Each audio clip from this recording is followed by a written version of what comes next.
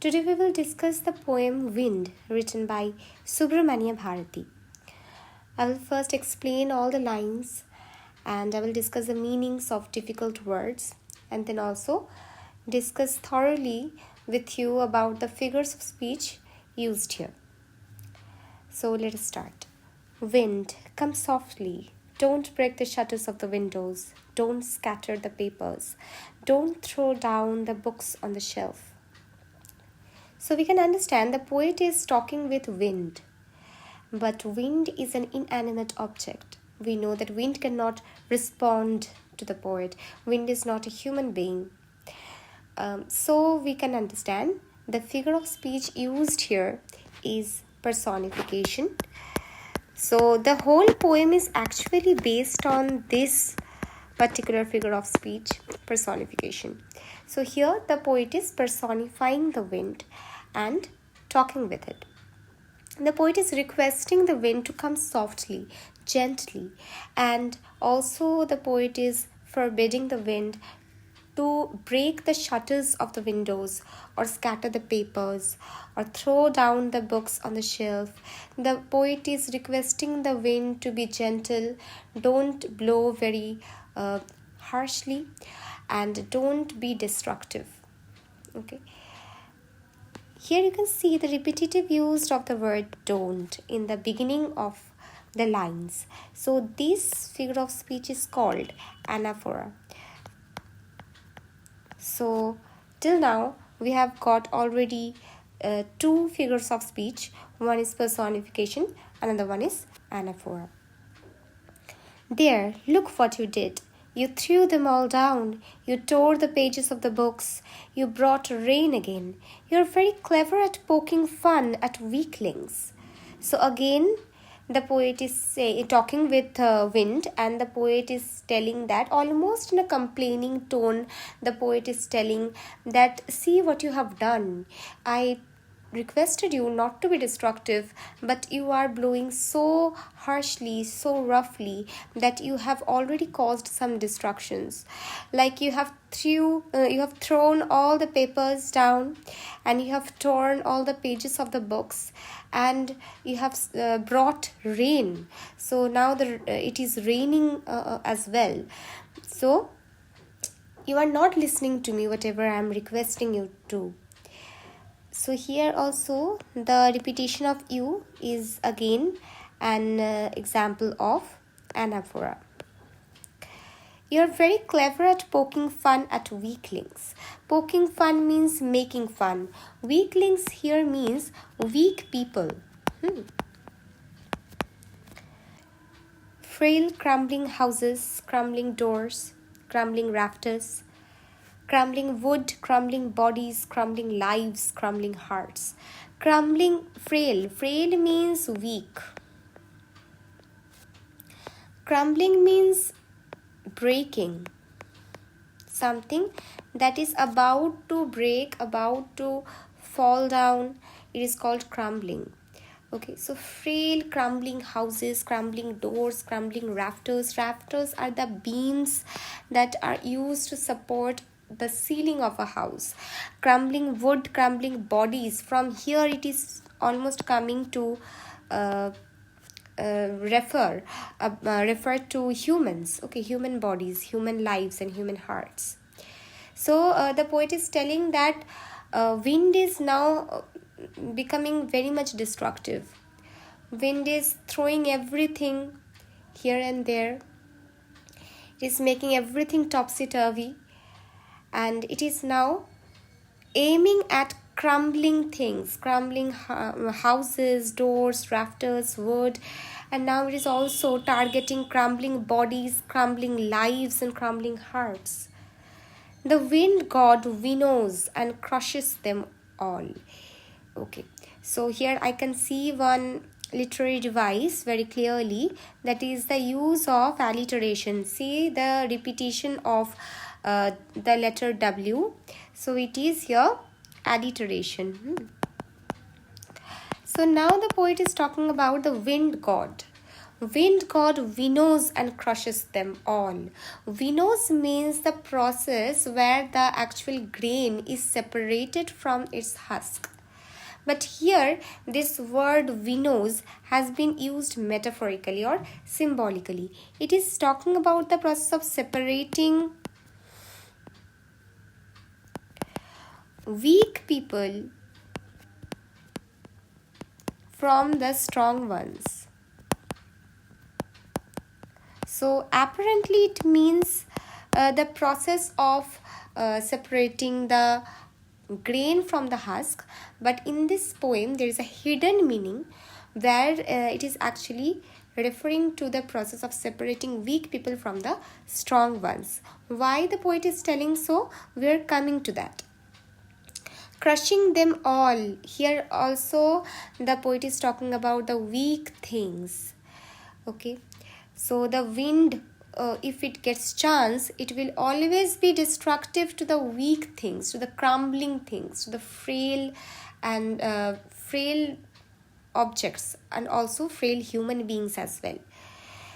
He won't do what you tell him. So this line you can understand, it is now very much meaningful to us because the poet has had started to request the wind very politely, not to be very harsh, and to be like gentle, and not to throw down the papers, not to do any kind of destruction. But the wind did not listen to the poet.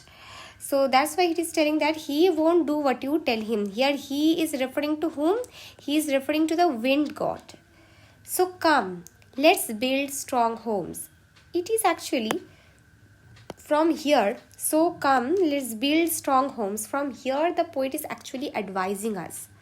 Okay, till now the poem we have read till now, it is talking about the nature of wind, the fact how the wind is, how the wind god is.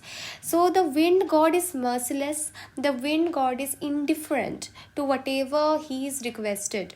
He won't listen to anything, and he is going to blow as he wishes.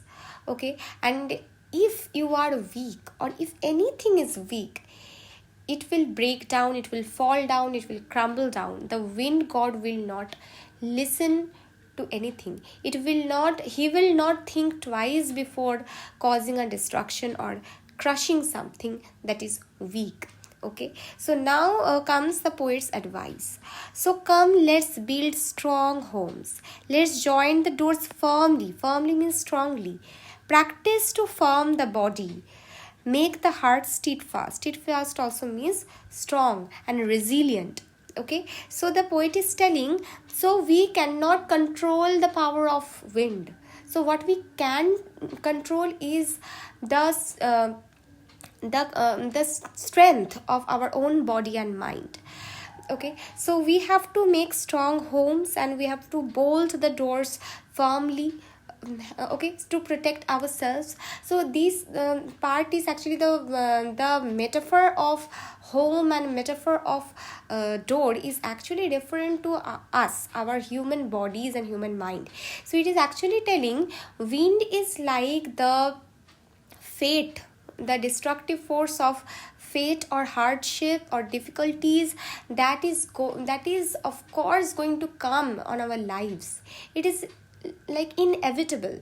You cannot change it, you cannot control it. What you can control is the power of your mind and your body.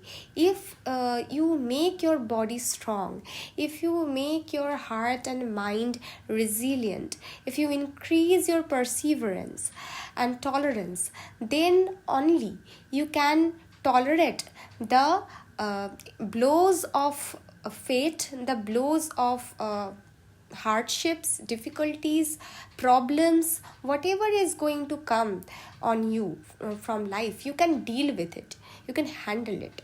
Okay, otherwise it will be difficult for you. Otherwise you will break down, and you will cry, and you will lose all your strength and willingness to live. So these problems are going to happen if you are not strong enough. then it is telling that do this and the wind will be friends with us. So if you are strong from inside and out, then wind will be your friend.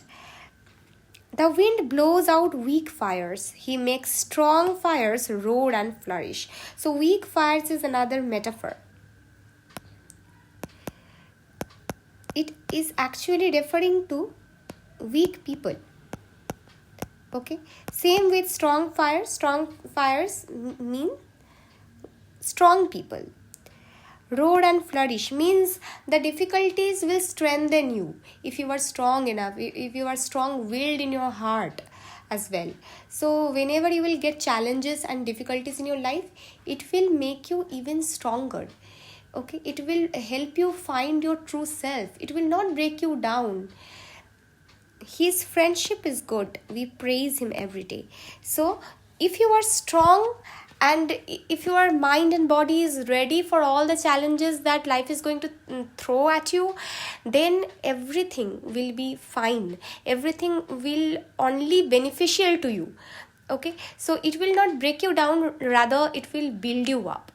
So the poet is telling that don't be afraid of the wind, rather prepare your body, prepare your mind and soul, then only the wind will be friends with you. The life and challenges will be friends with you. Okay, this is the poem. So I also discussed what are the figures of speech. I'm telling once again. So it is mainly personification, because the poet is giving wind the human nature and having a conversation with it. And we can use the use of anaphora. We can see the use of anaphora as the first words like don't has been repeated in the beginning of these lines. Okay, and you can see alliteration like wind god winnows here. Okay, we can also see in the example of alliteration here. Check this line: strong fires roar and flourish. So F sound has been repeated, so again alliteration. And the significant use of metaphor I have already discussed with you, how the weak fires actually refers to the weak people. Strong fires is telling about the strong people, and how the word winnows has actually a deeper meaning, separating weak people from the strong people. So these are the metaphors used in this poem. So I hope you liked the explanation of this poem. If you have any other questions in your mind about the poem, please let me know in the comment section. Thank you.